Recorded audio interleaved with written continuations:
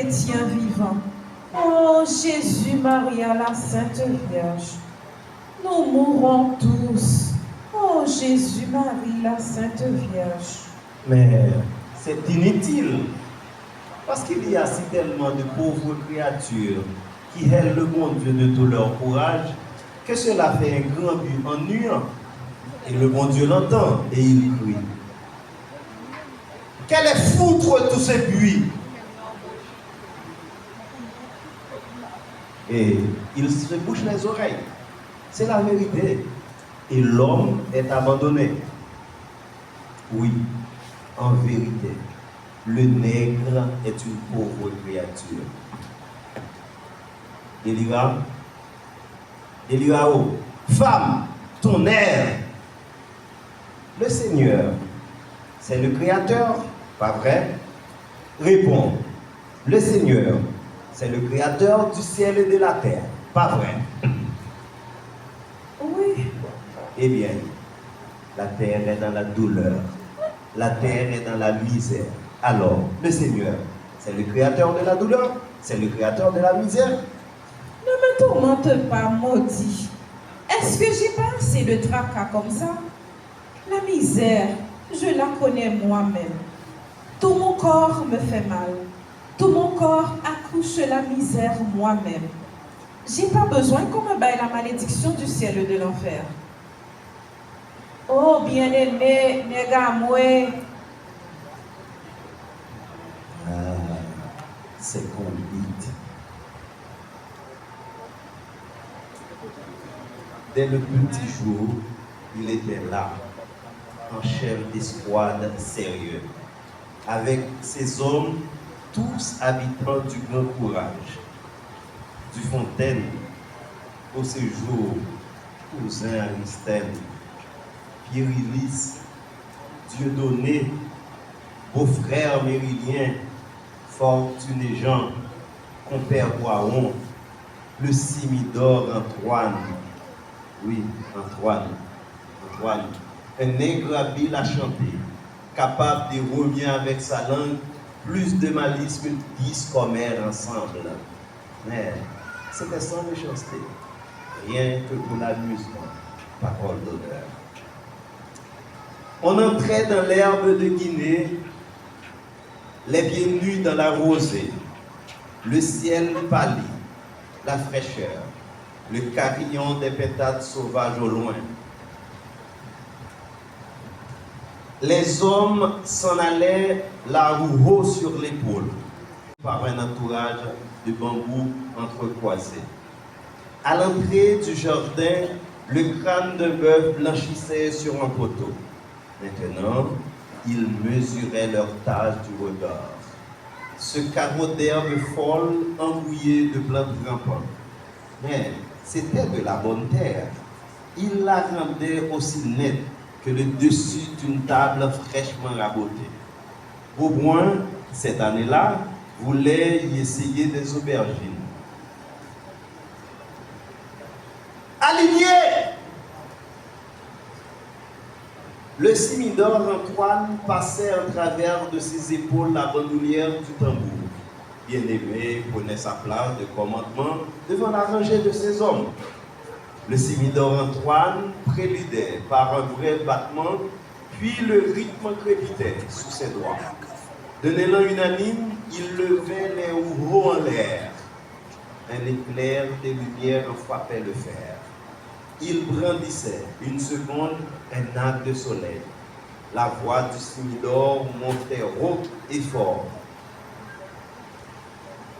À terre!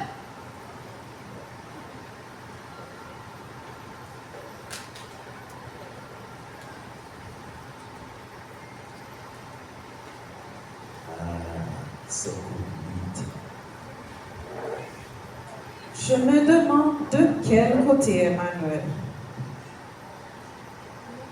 Bien-aimé papa, de quel côté est notre garçon? Mais paix à ta bouche!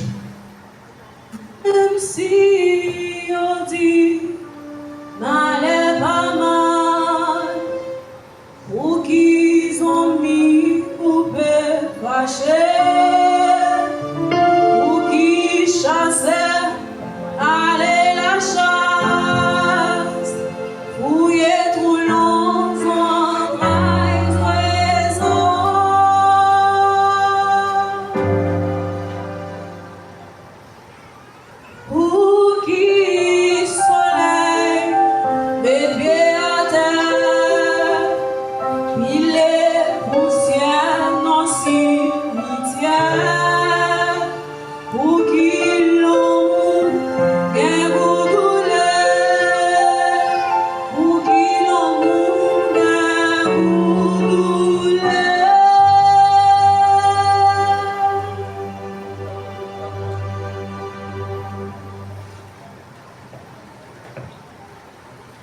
Bonjour mademoiselle. Bonjour, monsieur. Comment ça va mademoiselle? À la grâce de Dieu, oui. Je suis des gens d'ici, de Font-Rouge. Il y a longtemps que j'ai quitté le pays. Attends, à Pâques, ça fera 15 ans. J'étais à Cuba. Comme ça? Quand je suis parti, il n'y avait pas cette sécheresse-là.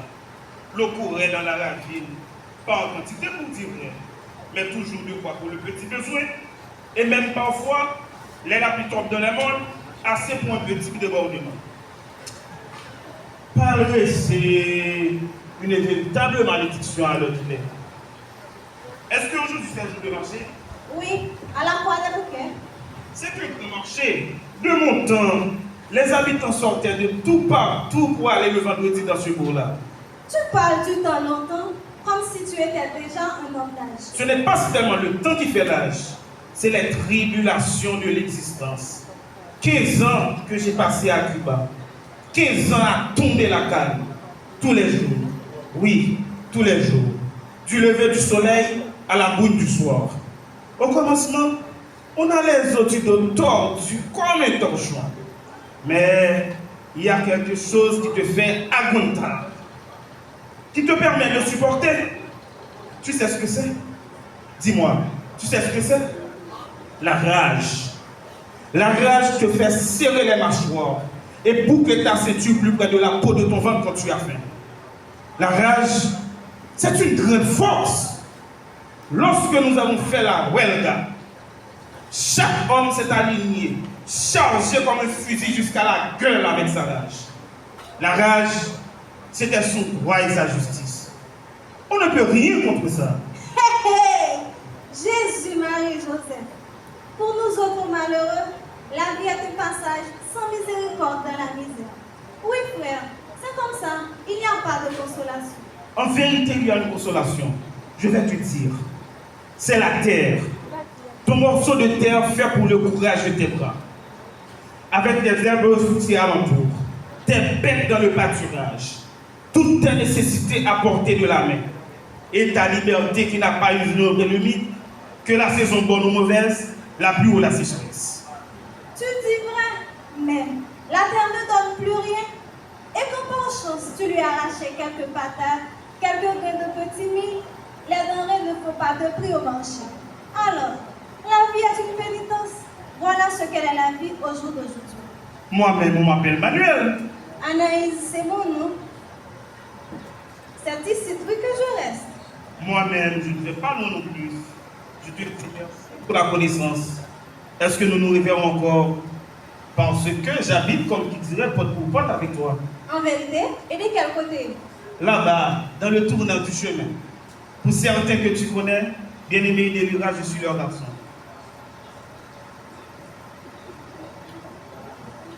Hey! Qu'est-ce que c'est ça?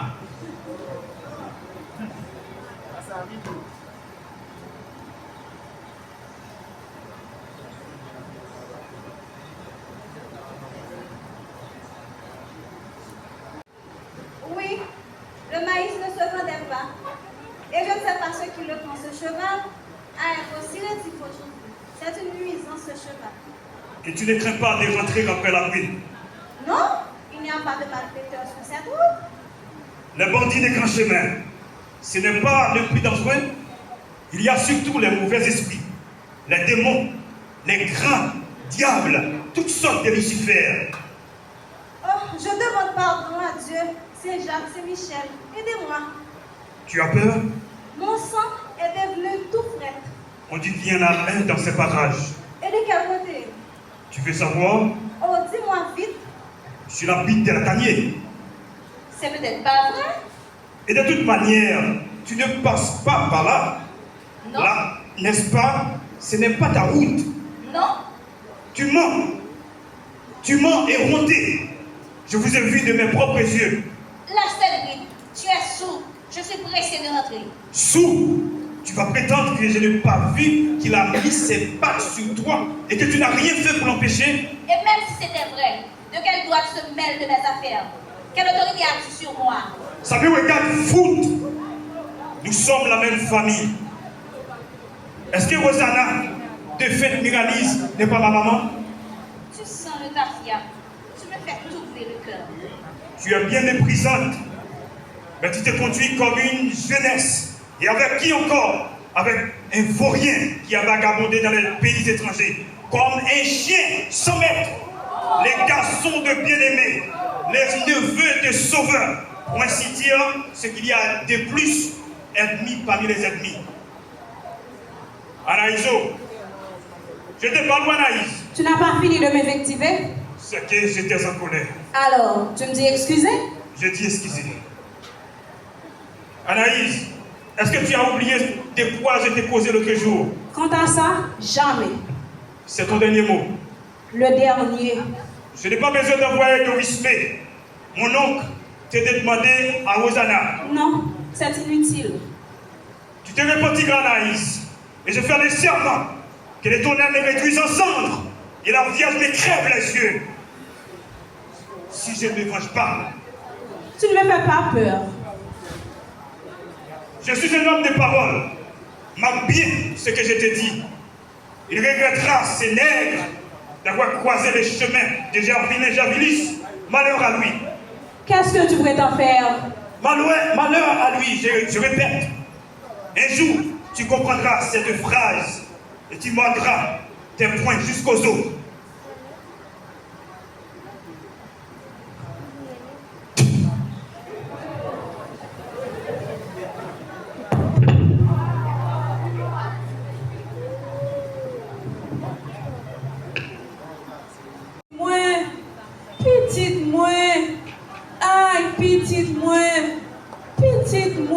Assez de chagrin, tant pis maman. Depuis ce jour d'aujourd'hui, je suis ici pour le restant de ma vie. Toutes ces années passées, j'étais comme une souche attachée dans le courant de la grande rivière. J'ai drivé dans les pays étrangers. J'ai vu la misère face à face. Mais je me suis débattu avec l'existence jusqu'à retrouver le chemin de ma terre, et c'est pour toujours. Hier au soir, j'étais assise là où tu me vois. Le soleil était couché. La nuit noire était là déjà. Il y avait un oiseau dans les bois qui criait sans arrêt. J'avais peur de malheur et je songeais. Est-ce que je vais mourir sans revoir Manuel? C'est que je suis vieille petite moi. J'ai des douleurs. Le corps n'est plus bon et la tête n'est pas meilleure. Et puis, la vie est si difficile. L'autre jour, je disais à Bien-Aimé, je lui disais, Bien-Aimé, comment allons-nous faire? La sécheresse nous a envahis. Tout dépérit. Les bêtes, les plantes, les chrétiens vivants. Le vent ne pousse pas les nuages. C'est un vent maudit. Du levant au couchant, il n'y a pas un seul grain de pluie dans tout le ciel. Alors, est-ce que le bon Dieu nous a abandonnés? Le bon Dieu n'a rien à voir là-dedans, maman. Ne dis pas, mon fils. Ne mets pas de sacrilège dans ta bouche. Je ne te parle pas, maman. Il y a les affaires du ciel et il y a les affaires de la terre. Ça fait deux. Et ce n'est pas la même chose. Le ciel, c'est le pâturage des anges. Ils sont bien heureux. Ils n'ont pas à prendre soin du manger et du boire. Et sûrement, il y a des anges nègres pour faire le gros travail de la lessive des nuages. Ou balayer la pluie et mettre la propriété du soleil après l'orage. Pendant que les anges blancs chantent comme des rossignols toute la sainte journée. Ou bien soufflent dans de petites trompettes comme c'est marqué dans les images qu'on voit dans les églises. Mais la terre, c'est une bataille jour pour jour. Une bataille sans repos, défrichée, plantée, sarclée, arrosée, jusqu'à la récolte. Et alors, tu vois ton champ mûr couché devant toi sous la rosée. Et tu dis, moi, un tel gouverneur de la rosée, et l'orgueil entre dans ton cœur. Mais la terre, c'est comme une bonne femme. À force de la maltraiter, elle se révolte. J'ai vu que vous avez déboisé les mondes. La terre est toute nue et sans protection. Ce sont les racines qui font amitié avec la terre et la retiennent. Ce sont les manguiers, les bois de chêne, les acajou qui lui donnent les eaux de pluie pour sa grande soif et le ombrage contre la chaleur du midi. C'est comme ça et pas autrement. Sinon, la pluie écorche la terre et le soleil les chaude. Il ne reste plus que les roches. Je dis vrai, maman, c'est pas Dieu qui abandonne le nègre, c'est le nègre qui abandonne la terre et il reçoit sa punition. La sécheresse, la misère et la désolation. Je ne veux plus t'entendre, mon fils. Tes paroles ressemblent à la vérité, et la vérité est peut-être un péché. Et la sauce Fanchon, Quoi la sauce Fanchon? par rapport à l'eau, papa, Sèche comme le plat de ma main. et la sauce Laurier, Tu es persistant, mon nègre. Pas une goutte non plus. Il n'y a que la mort zombie. Mais c'est un marigot à marin coin. Une eau pourrie, comme une couleuvre morte. Enroulée, une eau épaisse et sans force pour courir. maman, comment allez-vous vivre? À la grâce de Dieu, mon fils. Mais il n'y a pas de miséricorde pour les malheureux. Ça ne sert à rien la résignation. C'est du pareil au même que le découragement. C'est traite la résignation. Ça vous casse les bras. On attend les miracles et la providence. Chapelet en main, sans rien faire. On prie pour la pluie, on prie pour la récolte. On dit les horizons c'est des lois. Mais la providence, laisse-moi te dire, c'est le propre vouloir du nègre de ne pas accepter le malheur, de dompter chaque jour la mauvaise volonté de la terre, de soumettre le caprice de l'eau à ses besoins. Et c'est alors que l'eau l'appelle cher maître, la terre l'appelle cher maître, et il y a d'autres providences que son travail d'habitant sérieux. Est-ce que tu viendras? Non, non. Anna, tu viendras, n'est-ce pas? Tu me tourmentes. Et c'est comme si j'avais perdu mon bon âge. Pourquoi me tourmentes-tu, Manuel? Voici la nuit, Anna. Va en paix. Va reposer ma négresse. Je vais t'espérer, Anna.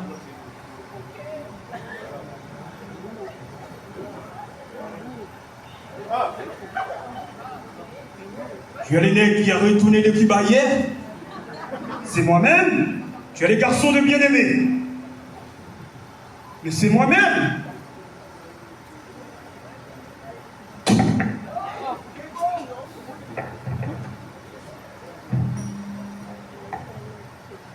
Qu'est-ce pas ça?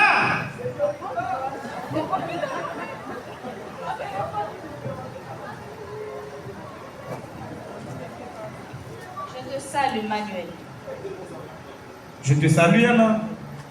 Alors, tu es venu? Je suis venue, tu vois, mais je n'aurais pas dû.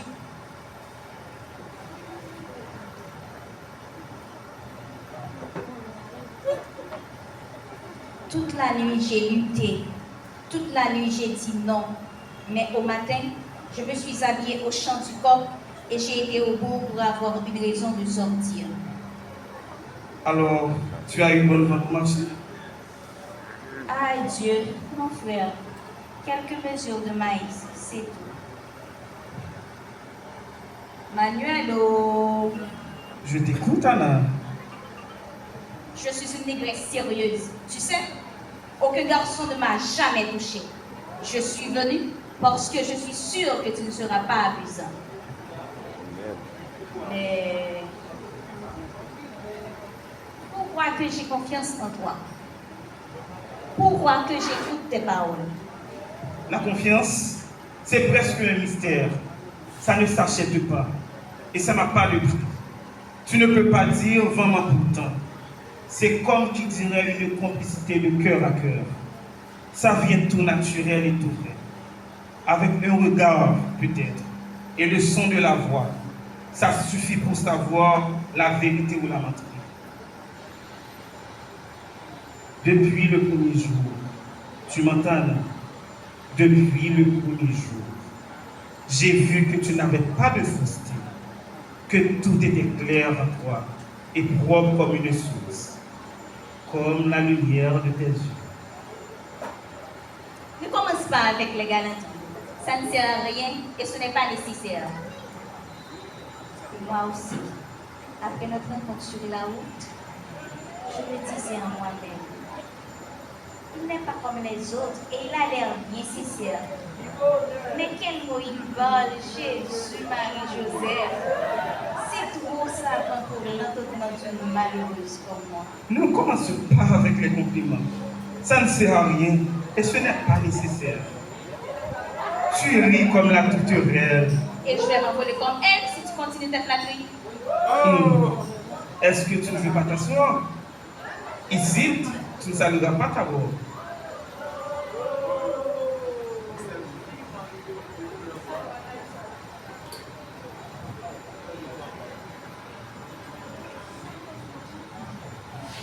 Quel est ce grand procès que tu avais à me faire? Et comment moi, Anaïs, je voudrais bien savoir comment je pourrais aider un homme comme toi. Tu vois la couleur de la plaine? On dirait de la paille dans la bouche de fou tout flambant. La récolte a péri. Il n'y a plus d'espoir. Comment vivez-vous? Ce serait un miracle si vous vivez. Mais c'est mourir que vous mourrez lentement. Et qu'est-ce que vous avez fait contre? Une seule chose. Crier votre misère au roi. Offrir des cérémonies pour qu'il fasse tomber la pluie. Mais tout ça, c'est des bêtises et des macaqueries. Ça ne compte pas. C'est inutile. C'est un gaspillage. Alors qu'est-ce qui compte, Manuel? Et tu n'as pas peur de respecter les vieux de Guinée? Non, j'ai de la considération pour les coutumes des anciens. Mais le sang du coq ou de cabri ne peut pas faire virer les saisons, changer la course des nuages et les gonfler d'eau comme des vessies. L'autre nuit, à ce service de l'Éba, j'ai dansé et j'ai chanté mon plein contentement. Je suis nègre, pas vrai? Et j'ai pris mon plaisir en tant que nègre véridique. Quand les tambours battent, ça me reprend au creux de l'estomac. Je sens une démangeaison dans mes reins et un courant dans mes jambes. Il faut que j'entre dans la roue. Mais c'est tout. C'est dans ce pays de Cuba que tu as appris ces idées-là? L'expérience est le bâton des aveugles.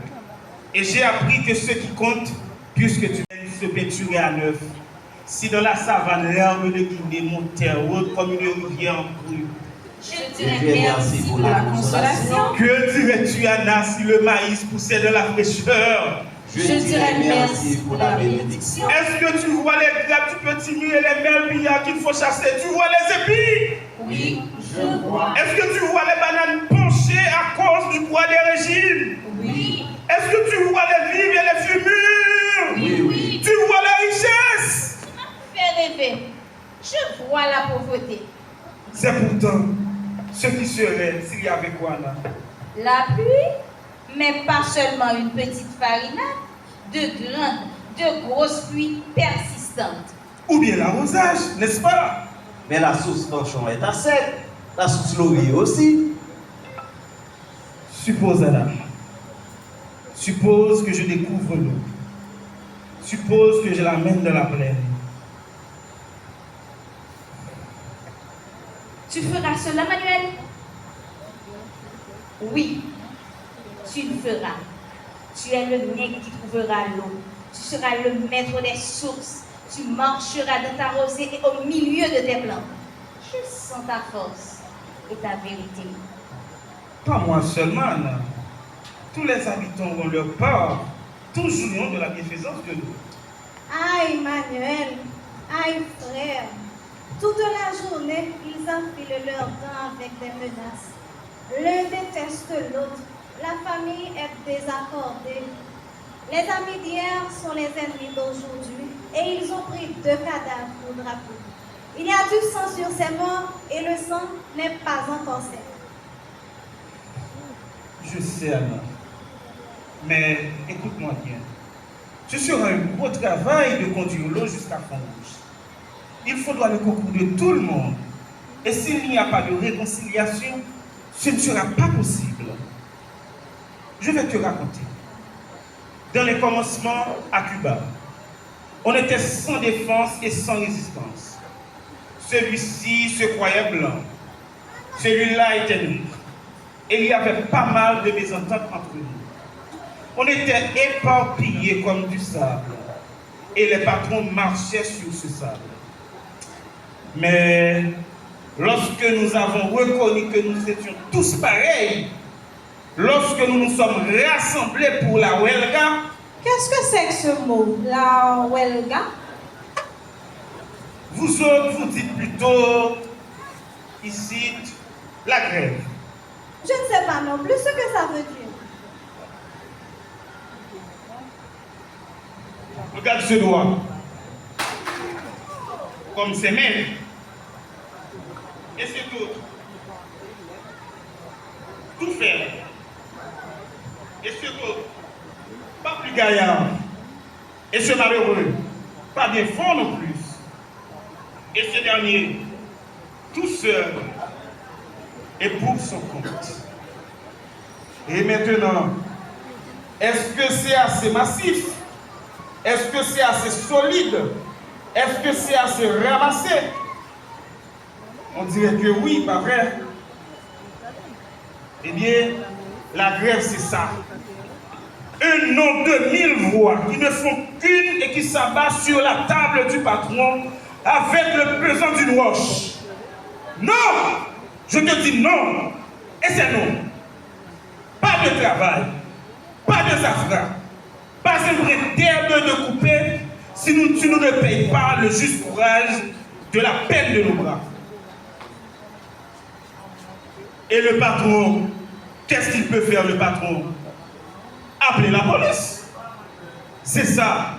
Parce que les deux, c'est comme la peau et la chemise. Échangez-moi ces brigands. On n'est pas des brigands. On est des travailleurs, des prolétaires. C'est comme ça que ça s'appelle. Et on reste en têtu sous l'orage. Il y en a qui tombent, mais le reste c'est bon. Malgré la faim, la police, la prison. Et pendant ce temps, la canne attend et pourrit sur vous. La centrale attend avec les dents désœuvrées de ses moulins. Le patron attend avec ses calculs et tout ce qu'il avait escompté pour remplir ses poches. Et à la fin des fins, on est bien obligé de composer. Alors, quoi qu'il dit, on ne peut pas causer. Si on peut causer, c'est qu'on a gagné la bataille. Et pourquoi?